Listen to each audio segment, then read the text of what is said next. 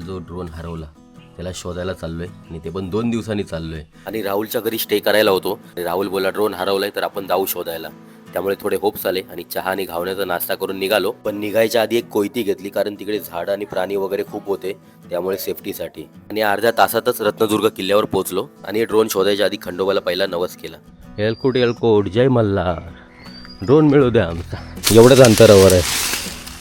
हा जो निळा आहे तिथं आम्ही आहे आणि हा बाण आहे तो ड्रोन आहे. आणि जेव्हा मी व्हिडिओ टाकली ना की ड्रोन हरवलाय म्हणून, तेव्हा इतक्या लोकांच्या कमेंट आल्या ना की आम्ही शोधून देतो, आम्ही तुमच्या बरोबर येतो. खूप अशा कमेंट होत्या जे मन भरून आलं कमेंट बघून. आणि खरंच बोलतात ना की कोकणची माणसं साधी भोळी, ती अशीच. एखादा जर कोण त्यांच्या मनात बसला तर पार डोक्यावर घेतात आणि जर डोक्यात जर बसला तर पायाजवळ पण घेत नाहीत. आणि धन्यवाद सगळ्यांचं ज्यांनी मला कमेंट केल्या आणि होप दिल्या.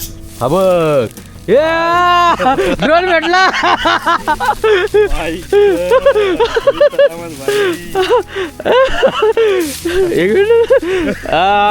भेटला. इतनी खुशी परफेक्ट लोकेशननी दाखवला बघ कुठे आहे तो. सोमवार मंगळवार आणि आज बुधवारी 2 दिवसांनी ड्रोन शोधायला आम्ही आलो इथे. आणि ड्रोन भेटलेला आहे बघा.